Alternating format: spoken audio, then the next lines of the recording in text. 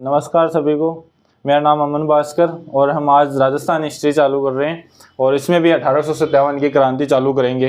इस 1857 की क्रांति को चालू करने से पहले हम यहाँ पे 4 बटालियन थी हमारे यहाँ जो सैनिकों के गठन किया गया था अंग्रेज़ों के द्वारा। पहली थी मेरवाड़ा बटालियन 1822 ब्यावर। ब्यावर कहाँ पे? अजमेर। ये मेर जाति थी ना, उनको गठित करके बनाई गई थी मेर बटालियन, क्योंकि मेरों ने वहाँ पे विद्रोह कर दिया था और मेरों को दबाने के लिए इस बटालियन का गठन किया गया था।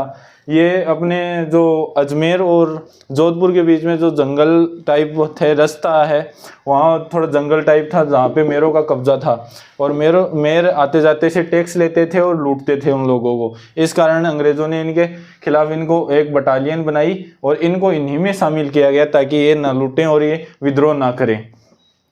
तो ये 1822 में है ब्यावर। ब्यावर कहाँ पे है? अजमेर। फिर आ जाएगी शेखावाटी ब्रिगेडियर। शेखावाटी ब्रिगेडियर का गठन 1834 में हुआ था, जिसका मुख्यालय झुंझुनू में था। ये शेखावाटी ब्रिगेडियर वही है जिसका संबंध डूंगजी जवाहर जी जो थे, आपने नाम सुना होगा, हम आगे पढ़ेंगे व्यक्तिगत रूप में उन्हें। तो उनका जो संबंध था वो शेखावाटी ब्रिगेडियर से था, जिन्होंने नसीराबाद छावनी को भी लूटा था और वो इनका शेखावाटी ब्रिगेडियर से उनका संबंध था। तीसरी है जो जोधपुर लीजियम, जिसका गठन 1835 में किया गया था, जिसका मुख्यालय एरिनपुरा रखा गया था ताकि मारवाड़ की सुरक्षा के लिए एक बटालियन गठित की गई थी जिसका मुख्यालय एरिनपुरा रखा गया था। और जोधपुर लीजियम में वही सैनिक थे जो मारवाड़ की सेना में पहले सैनिक थे, उन्हीं को इसमें लिया गया था। और बाद में आता है मेवाड़ बिलकोर। मेवाड़ बिलकोर का 1841 में गठन किया गया था, खेरवाड़ा इसका मुख्यालय रखा गया था। मेवाड़ बिलकोर ये आउटड्रम ने 1837 में माई काठा में अंग्रेज अधिकारियों के नीचे एक भीलों की एक सेना को गठित करने के लिए प्रस्ताव पारित किया था, जो मेवाड़ बिलकोर के नाम से जाना गया और 1841 में इसका गठन किया गया था। आउटड्रम ने इसके प्रस्तावना रखी थी कि भाई ऐसे बिल ज़्यादा विद्रोह कर रहे हैं तो इन बिलों को विद्रोह को दबाने के लिए इनको इस सेना में भर्ती करें और इनको नियुक्त किया जाए ताकि ये विद्रोह ना करें। और इस समय मेवाड़ का शासक सरदार स्वरूप सिंह था,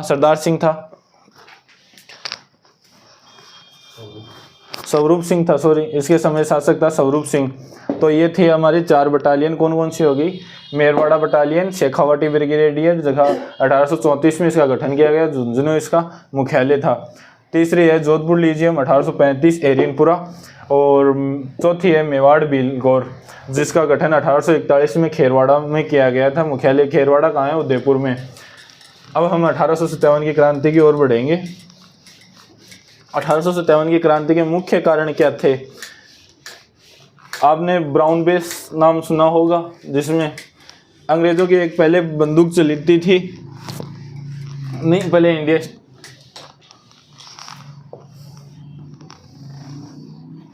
अंग्रेज़ों ने एक नई राइफल का गठन किया गया था, ब्राउन बेस। पहले इनकी एक ब्राउन बेस नाम से अंग्रेज़ों का काम लिया जाता था। ब्राउन बेस जो वजन में भी भारी थी और इसको चलाने में भी कई बार दिक्कत आती थी, तो अंग्रेज़ों ने इसके स्थान पे एक नई राइफल इंक्लूड की जिसका नाम था एनफील्ड। एनफील्ड को चलाने से पहले जिस कारतूस को यूज़ किया जाता था वह कारतूस को मुंह से काटना पड़ता था, ऐसे निकालना पड़ता था, जैसे रेपर से अपन टॉफ़ी निकालते हैं, वैसे ही इस एनफील्ड की जो मैगजीन थी ना, उसको यूज़ में लिया जाता था। देखो ऐसे ये है, इसको यहाँ से निकाल के फिर इसको काम में लिया जाता था। और इसको जो निकालते थे ना रेपर को, वह उस पर चिकनी थी, वह चिकना था, क्योंकि उसमें फिर अफवाह थी कि भाई ये ग्रीस टाइप है जो किसका बना हुआ है, तो वो था गाय और सूअर के नाम से चला था कि गाय और सूअर की चर्बी से ये ग्रीस बन के तैयार हुआ है। और गाय और वो बोलते थे कि गाय और सूअर ही क्यों? क्योंकि गायों से तो हिंदुओं का धर्म भ्रष्ट होता है, क्योंकि गाय हिंदुओं के लिए पवित्र है, और मुसलमानों में सूअर थी जो उसको अपवित्र मानते थे कि ताकि वो यूज़ करने के बाद में उनका धर्म भ्रष्ट हो जाए। तो फिर लोगों ने कहा उनका वो दोनों ही धर्म भ्रष्ट हो जाएंगे, फिर तीसरा कौन सा होगा? तो उन्होंने कहा ईसाई धर्म जो अंग्रेज़ों का है उसमें अपन को कन्वर्ट करेंगे ताकि वह कन्वर्ट इन ईसाई धर्म में, ताकि ईसाई धर्म का प्रचार प्रसार हो, इस कारण इनको काम में ले रहे हैं। तो इस कारण एक अफवाह थी। तो इसके तहत इंडिया हिस्ट्री में हम 1857 की क्रांति पढ़ेंगे, उस टाइम लिखेंगे कि 34 बंगाल की एक बैरकपुर छावनी का बंगाल की एक 34वीं इन्फेंट्री थी, एनआई का मतलब है, इन्फेंट्री का मतलब है पैदल सेना। उसका एक सैनिक था मंगल पांडे।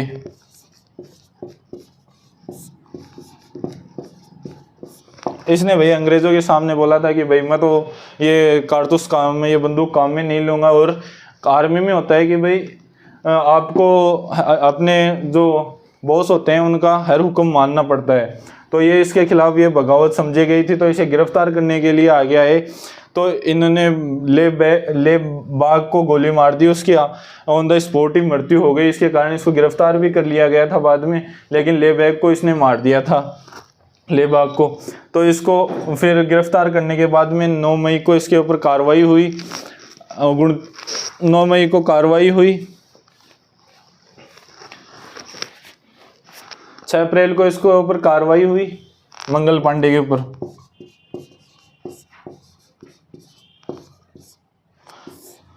इसने तो 29 मार्च को किया था वो विद्रोह, ले बाग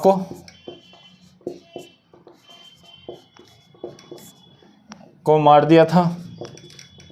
तो इसके तहत इसको गिरफ्तार किया गया और फिर 6 अप्रैल को मंगल पांडे को फांसी सुनाई गई। 6 अप्रैल को तो इसको फांसी सुनाई गई और 9 अप्रैल को इसको सज़ा दे दी गई। चलो ये तो ख़त्म हुई यहाँ पे इसके कहानी। तो इससे एक विद्रोह की भावना तो उत्पन्न हो ही गई थी सैनिकों के अंदर। तो इसके आगे चल के फिर एक 9 मई को फिर एक अपन पढ़ेंगे आगे जाके इंडियन हिस्ट्री में कि मेरठ छावनी थी, उसको 9 मई को मेरठ छावनी में 9 मई को कम से कम 90 सैनिकों ने इस ब्राउन बेस को यूज़ करने से मना कर दिया। तो फिर अंग्रेज़ों ने इसको गिरफ्तार किया और 85 लोगों को कारावास में डाल दिया और इनके खिलाफ सज़ा सुनाई गई। तो इसके बाकी सैनिक थे जो मेरठ छावनी के, क्योंकि 90 सैनिक तो टोटल होते नहीं हैं, होते हैं ज़्यादा, क्योंकि एक छावनी को संभालने के लिए ज़्यादा सैनिक चाहिए होंगे। तो यहाँ पे ज़्यादा सैनिक थे। तो यहाँ के अन्य सैनिक 10 तारीख को रविवार था, तो ये बाहर घूमने गए थे, छुट्टी थी इनकी। तो वहाँ पे आगे जाके इन बाकी मेरठ छावनी के जो भी सैनिक थे ना बचे हुए, उन्होंने एक लड़की को छेड़ दिया था। तो लड़की ने कमेंट किया था कि भाई आप अपने सैनिकों को तो नहीं बचा सके, आप यहाँ मर्दानगी दिखाते हो औरतों के बीच में आके। तो भाई वही बात है, सीधी सी एक लड़की बेइज्जती कर दे तो ढंग से बेइज्जती होती है। तो इनको भी वही लगा कि भाई ये तो भयंकर बेइज्जती हो गई अपनी। तो इन्होंने जब अपने मेरठ छावनी में वापस आए और ये अपने जो 85 लोगों को थे ना उनको छुड़ा लिया कि बाहर निकाल रहे थे। फिर अंग्रेज़ों ने बोला कि भाई ये क्या कर रहे हो, इनको कारावास हुआ है। तो इन्होंने बोला कि आप चुप रहो, नहीं आपको भी सल्टाएंगे। तो फिर अंग्रेज़ों ने इसके तो तोपजी था मेरठ छावनी का, उसको हुक्म दिया कि तोप बाहर निकाल और इन बाकी सब सैनिकों को उड़ा दे, इन 85 के साथ इन अन्य को भी उड़ा दे। तो उसने उन अंग्रेज़ों को ही उड़ा दिया, बोले ले हुक्म कर रहा था ना, तेरे को ही उड़ा देता हूँ। तो इसने बाकी सब को मार दिया था। और ये 10 को शाम को, ये दिन मॉर्निंग में ये सब घटना हुई थी और इन्होंने शाम को 10 को ही ये दिल्ली की तरफ कूच कर रहे थे। दिल्ली 11 मई को ये सुबह दिल्ली पहुंच गए। दिल्ली में बोले कि भाई यहाँ ये 10 मई को करके फिर बोले अब क्या करें। बोले हम तो ये पहले वाला शासन स्थापित करेंगे। बोले पहले वाला कौन करता है। बोले लाल किले में बैठा है। बोले कौन। बोले बहादुर शाह जफर। तो बोला कि चलो उसे ही अपना नेता बनाते हैं, वही राज स्थापित करेंगे वापस। तो ये 11 मई को दिल्ली पहुँच गए। दिल्ली पहुंचने के बाद में इन्होंने वहाँ से जो वहाँ की जनता थी वो डर गई और वो लाल किले में आई। तो ये भी लाल किले में पहुँच गए कि भाई अपने यहाँ पे मुग़ल बादशाह कौन है। वहाँ पे जो भी सेनापति थे तो बोले वो तो अंदर हैं, बोले निकाल बाहर। तो ये बाकी उस सेनापति ने अपने बहादुर जफर को बोला कि आपसे बाहर मिलने के लिए बहुत सारे सैनिक आ रखे हैं, सैनिक वेशभूषा में लेफ्ट राइट करते हुए। तो भाई बहादुर साहब बाहर निकला, बोले हाँ बताओ क्या काम है। तो बोला कि हमने मेरठ से तो सभी को मार गिराया, मेरठ को अंग्रेज़ों से मुक्त करा दिया, और अब हम आपको भी हमारा सेनापति, हमारा शासक घोषित करके और पूरे भारत से अंग्रेज़ों का राज ख़त्म करना चाहते हैं। तो बहादुर शाह जफर ने कहा नहीं नहीं नहीं बाड़ा हो गए, मैं तो पेंशन लेके काम काटूँ, मेरे बुढ़ापा में खड़े मरो वो मन। फिर एक कोई था शहर कोई उग्रवादी सेना हो सैनिक हो, वो बंदूक निकाली, बोले बना है कौन बना है। बहादुर शाह जफर बोले घर वाला तो पूछ लियो एक बार। तो बहादुर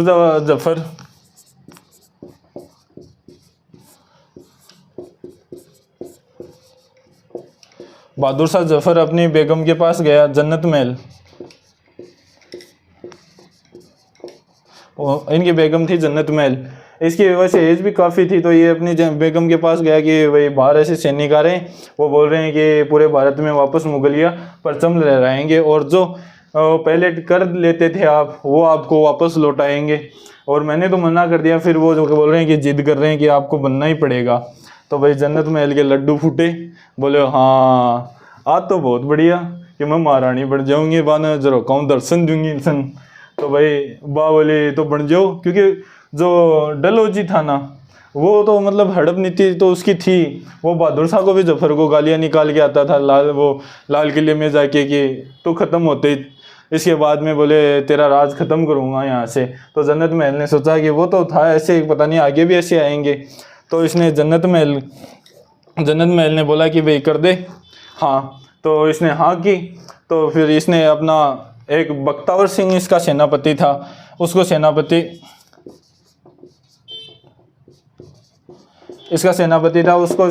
घोषित किया, और फिर क्रांति की शुरुआत हो गई इंडियन हिस्ट्री में। तो इतना ही था इंडिया हिस्ट्री, और हम इंडिया हिस्ट्री में पढ़ेंगे। अब हम आते हैं राजस्थान में। अब राजस्थान में क्रांति के कारण भी वही थे कि भाई ब्राउन बेस के स्थान पे इन्फिल्ड को काम में ले रहे थे, और एक ये सामंतों की स्थिति कमज़ोर हो गई थी, और टैक्स भी ज़्यादा हो गया, क्योंकि पहले तो केवल राजा के पास जाता था, अब राजा किसको दे रहा है, अंग्रेज़ों को। तो अंग्रेज़ों को दे रहा है, तो यहाँ पे जो किसानों से कर लिया जाता था वो उनके ऊपर भार ज़्यादा हो गया कि भाई हमारे ऊपर भाई भार भी ज़्यादा, क्योंकि डबल स्थान पे जा रहा है। क्योंकि अंग्रेज़ों ने तो फिक्स कर दिया कि हमें इतना ही देना है तो इतना देना ही है, चाहे से राजा कहीं से भी लाए। तो राजा को कहाँ से आता था, फिर किसानों से टैक्स लेता था। तो इससे वो किसानों पे भी बोझ हो गया, और ये जो व्यापारियों पर भी टैक्स बढ़ा दिए थे, तो व्यापारी भी इनसे संतुष्ट थे। तो इसके कारण ये भी कारण इसका माना जाता है। और भाई अंग्रेज़ों ने शुरू में बोला था कि राज्य के अंदर जो राजा के राजनीतिक बाहरी मामले तो हम संभाल लेंगे, मगर राजा के जो आंतरिक मामले होंगे उसमें हम हस्तक्षेप नहीं करेंगे। लेकिन ये उत्तराधिकारी में करने लगे थे कि भाई इस राजा को हटाते थे, दूसरे को बनाते थे। तो अंग्रेज़ों का एक ये भी था। तो ये एक कारण ये भी होता था कि भाई आंतरिक मामलों में करने लगे थे। और एक 1826 में ये याद भी रखना है कि लोहगढ़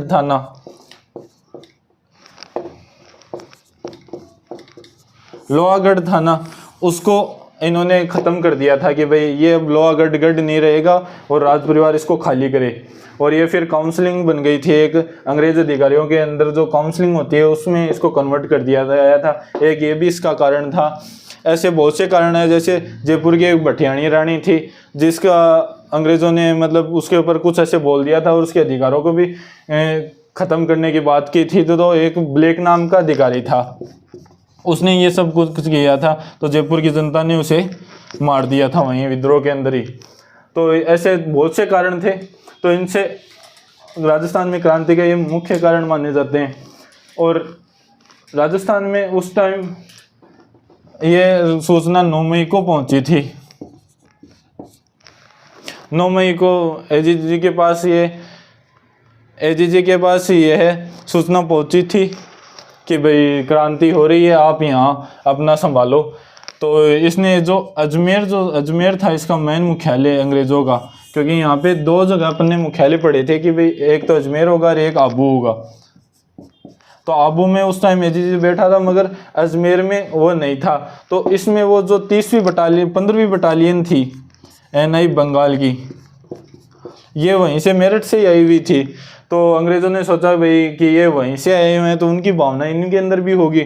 तो इन्होंने जो अजमेर में तैनात थे ना, उनको नसीराबाद भेज दिया।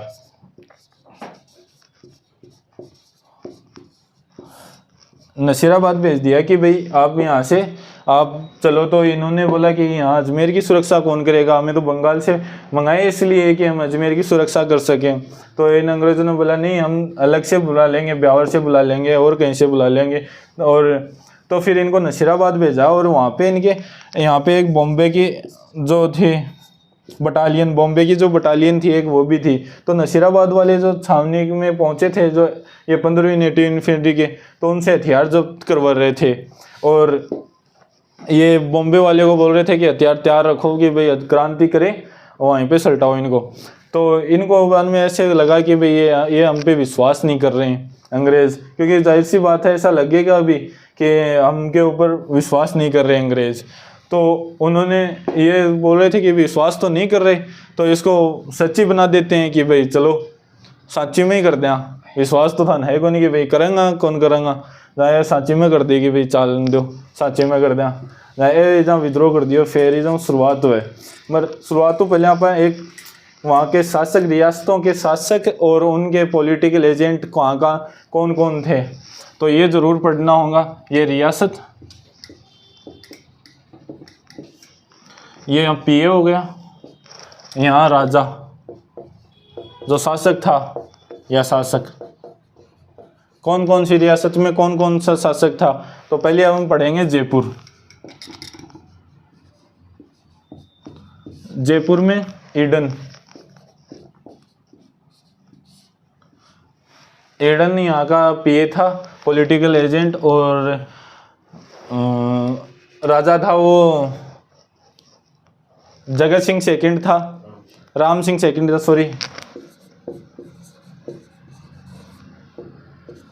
राम सिंह सेकंड था। तो इसका ऐसे हो जाएगा कि जयपुर में राम सिंह अठीन डॉलर ना, एडन होगा, एडिन।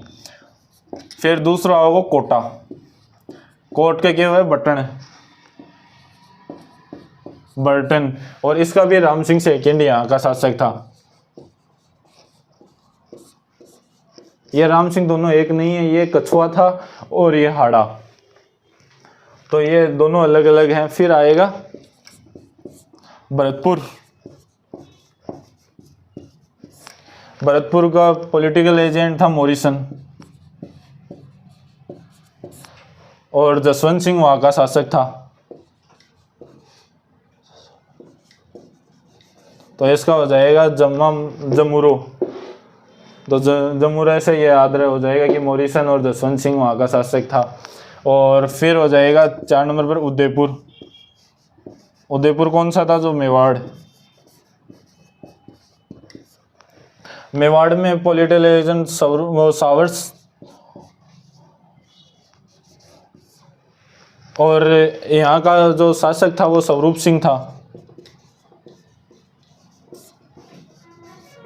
क्योंकि भाई सावर ले लेना स्वरूप हो जाए, ये याद रख लियो कि मेवाड़ में पानी ज़्यादा होता है, सावर लेता ना स्वरूप हो जाता, ये याद रख लियो। और 5 पर आ जैसे मारवाड़, मारवाड़ को उस समय था मैकमोसन,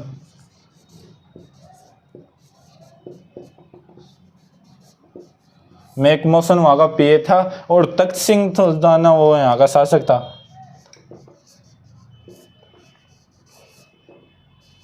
तो हम पहला कौन सा था, जयपुर, जयपुर का कौन, ईडन, ईडन वहाँ का PA था और शासक राम सिंह सेकंड। कोटा बर्टन और शासक राम सिंह सेकंड। भरतपुर मॉरिसन और जसवंत सिंह वहाँ का शासक। उदयपुर या मेवाड़ जहाँ का PA था सावर्स और स्वरूप सिंह वहाँ का शासक।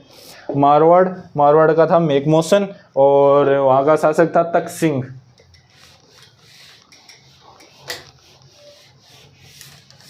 और फिर आ जाएगा 6 नंबर पे सिरोही, सिरोही का JD हॉल और वहाँ का शिव सिंह।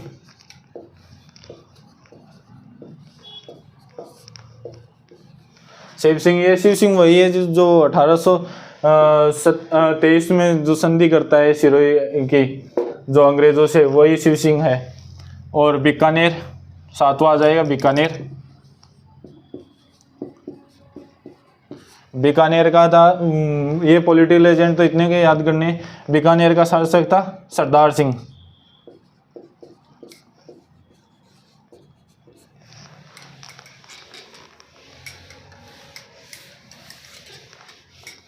ये थोड़े भाई कठिन तो लगते होंगे मगर अब इसका कोई इलाज नहीं है, इनको रटना ही पड़ेगा।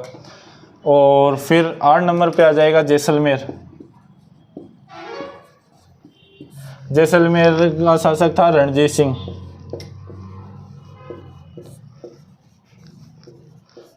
और झालावाड़ का था पृथ्वी सिंह।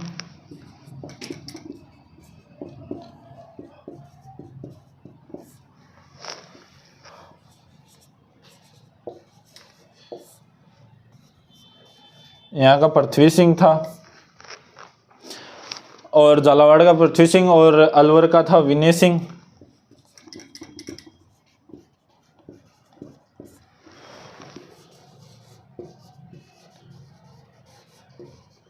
तो ये पहला तो कौन सा सिरोही जेडी होल, शिव सिंह, बीकानेर सरदार सिंह, जैसलमेर का था रणजीत सिंह और झालावाड़ का पृथ्वी सिंह, जिसको ताता टोपे हराता भी है। हम आगे पढ़ेंगे भी कि ताता टोपे के साथ इनका मुकाबला होता है और ये हारता है।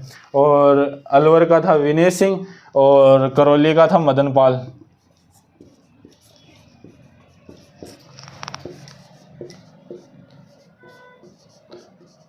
क्योंकि ये इतनों की तो हमें याद करना पड़ेगा, क्योंकि कोटा के जो शासक को मुक्त कराता है वो करौली का शासक मदन पाल कराता है। ऐसे इनका सबका रोल आएगा तो इनको हमको याद करना पड़ेगा। तो इसको एक छोटा सा इनको मानचित्र पर देख लेते हैं। 1-2 को तो हम ऐसे ही याद कर लेंगे।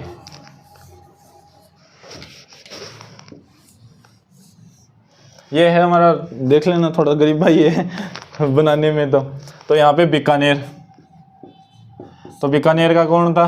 सरदार। ऊपर पंजाब है, पंजाब में सरदार। सरदारों में भी कौन था? रणजीत सिंह, जो वहाँ के शासक थे। अंग्रेजों से उनकी संधि भी होती है तो नीचे आ जाएगा रणजीत सिंह। जैसलमेर के रणजीत सिंह। और यहाँ पे भी उसके बाद में जैसलमेर के नीचे आ जाते हैं मारवाड़। मारवाड़ का कौन था? तख्त सिंह। तो ऊपर से हम मतलब पंजाब को मान लो, पंजाब में सरदार रणजीत सिंह। यहाँ का मौसम खराब होने के लिए मेक मौसम वहाँ का पॉलिटिकल एजेंट, और वहाँ का शासक कौन था? तख्त सिंह। तो सरदार रणजीत सिंह मौसम खराब होने के कारण तख्त पे नहीं बैठ पाए। क्यों? बाद में उदयपुर का आ जाएगा। उदयपुर में बाद में इन्होंने सावर लिया रणजीत सिंह ने, और फिर स्वरूप हो गए स्वरूप सिंह। तो इनको ऐसे थोड़ा याद रखना पड़ेगा। और बीच में यहाँ पे आ जाएगा सिरोही। तो सावर कहाँ पे लिया? जेडी होल में। और वहाँ पे शिवलिंग था, शिव सिंह। तो ऐसे थोड़ा याद रख लेना। ये 4-5 का तो ऐसे याद हो जाएगा। और कोटा का तो वैसे याद ही हो जाएगा कि कोर्ट में बटन होता है। बर्टन यहाँ का था। और राम सिंह सेकंड यहाँ का शासक था। राम सिंह 2 यहाँ पे आ जाएंगे। एक और राम सिंह सेकंड, तो ये जयपुर, क्योंकि क्रांति के टाइम पे 3 जगहों पे राम सिंह था। एक तो जयपुर में राम सिंह सेकंड था, और कोटा में राम सिंह सेकंड था, और एक बूंदी में था जो राम सिंह था। यहाँ पे बूंदी राम सिंह। हेलो, इतनों के तो याद हो गए। 1-2 के और बचे, जैसे भरतपुर का हो गया जसवंत सिंह, वो जमुरो के नाम से याद हो जाएगा। और झालावाड़ का पृथ्वी सिंह है। ये 2-3 तो आप याद रख लोगे। तो ये होते हैं हमारे जो शासक हैं। बीकानेर का सरदार सिंह, जैसलमेर का रणजीत सिंह, मारवाड़ का तख्त सिंह, और यहाँ का जो मेक मौसन पॉलिटिकल एजेंट था, और सिरोही का जेडी होल शिव सिंह, उदयपुर का हो जाएगा सावर्स पॉलिटिकल एजेंट, और जो शासक था वो स्वरूप सिंह। कोटा का हो जाएगा बटन और राम सिंह सेकंड यहाँ का शासक। बूंदी का राम सिंह सेकंड यहाँ का राम सिंह हो जाएगा बूंदी का। जयपुर का राम सिंह सेकंड। ये लो, ये पॉलिटिकल एजेंट हमारे पूरे होते हैं और शासक भी पूरे होते हैं। इनको दोबारा से याद कर लेना एक बार फिर से, क्योंकि ये मेन है, बहुत जगह काम में भी आएंगे।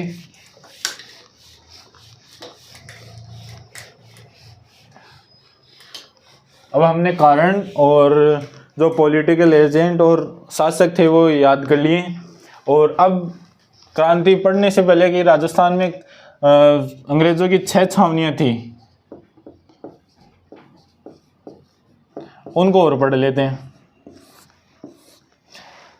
अंग्रेजों की 6 छावनियाँ थी, क्योंकि वो छावनी किस लिए बनाई जाती थी कि भाई सैन्य व्यवस्था सही रहे। तो इसके कारण यहाँ पे सैन्य व्यवस्था के लिए यहाँ पे सैनिकों की छावनियाँ गठित की गई थी। और इनमें पहली बटालियन थी नसीराबाद छावनी।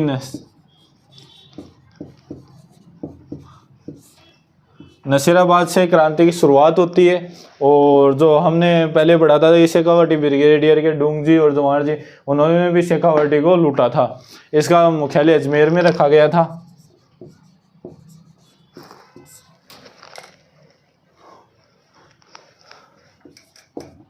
और दूसरी थी नसीराबाद।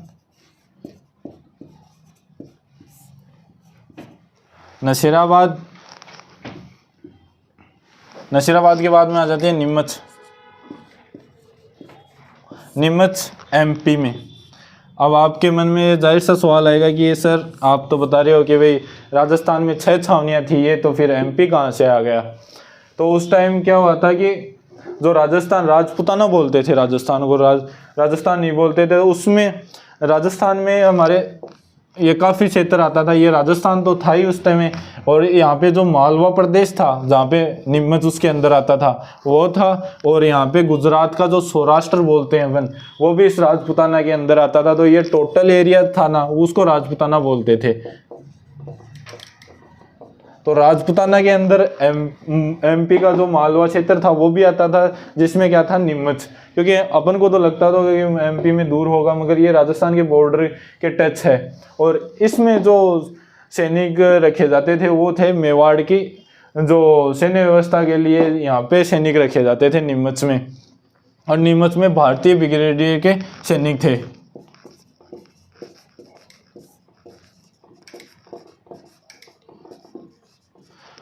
भारतीय ब्रिगेडियर के सैनिक थे।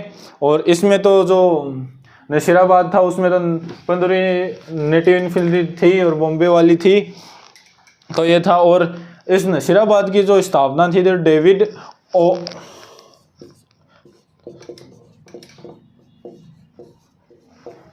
स्थापना इसकी डेविड ओक्टेर ने की थी। ओक्टर लोनिन, ये ओक्टर लोनिन हम पहले भी पढ़ चुके हैं। तो ये ओक्टर लोनिन जो दिल्ली में मुख्यालय था उसमें इसको तैनात किया गया था, जहाँ पे राजपूताना रेजिडेंट वो पे छोड़े जाते थे राजपूताना के लिए एजीजी।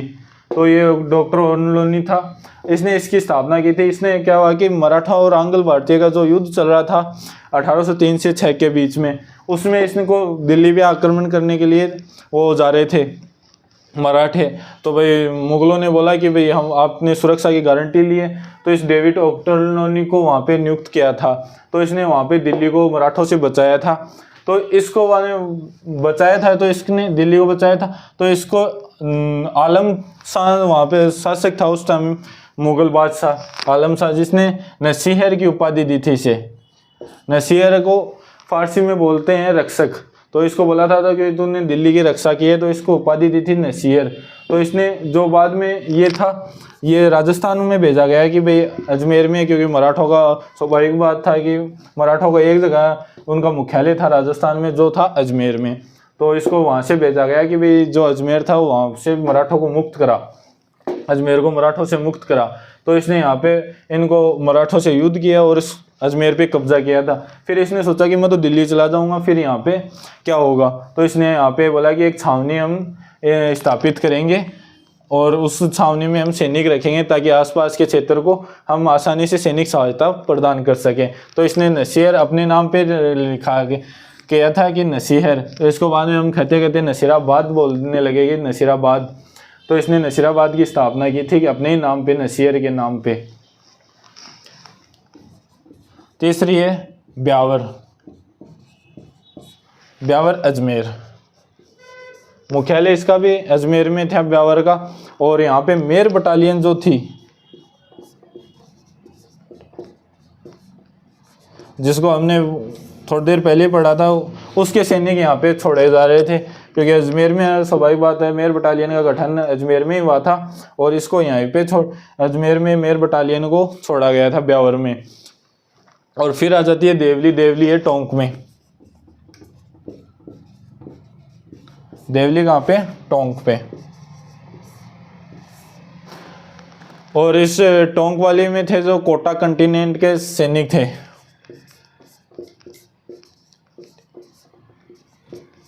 कोटा कंटिनेंट के सैनिक जहाँ पे थे वो थे देवली टोंक में। और इसमें 2 और बटालियन थी जिसका नाम है नारायणी और भवानी, नारायणी व भवानी। अब आपने सोचा होगा ये कहाँ से आ गए, ये भवानी और नारायणी पलटन जो थी, जो कोटा में विद्रोह हुआ था, जो सबसे लंबा विद्रोह हुआ था कि 6 महीने तक कोटा पे जिसने कब्जा गया था जयदयाल और मेहराब खां, उनका सहयोग कौन कर रहा था, तो वो थी नारायणी और भवानी पलटन। ये 2 थी जो उनका सहयोग भी कर रही थी कि भाई हम आपके साथ हैं, क्योंकि इसमें कोटा के ही थे ऑफकोर्स सभी सैनिक। फिर आ जाएगी एरिनपुरा, चौथी थी एरिनपुरा।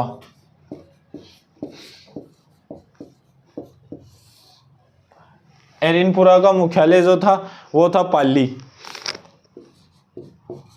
ये एरिनपुरा पहले सिरोही वगैरह की सुरक्षा के लिए एरिनपुरा छावनी की वो की गई थी स्थापना। और सिरोही से जो जमीन लेके उन्होंने अंग्रेजों ने किया था कि भाई हमें थोड़ी आप ज़मीन दो किराए पे, जो खरीदी थी किराए पे नहीं, सिरोही के शासक से एरिनपुरा के जो छावनी थी उसके लिए उन्होंने खरीदी थी। और पाली उस टाइम सिरोही का हिस्सा था यहाँ का एरिनपुरा का। तो इसमें पाली के जो भी वो थे जोधपुर लीजियम के सैनिक थे वह इसमें थे कि भाई जोधपुर और सिरोही की सुरक्षा कर सकें, इसके कारण इनको बीच का क्षेत्र चाहिए था। तो इन्होंने सिरोही के शासक से ये ज़मीन खरीदी थी ताकि हम एक बटालियन स्थापित कर सकें।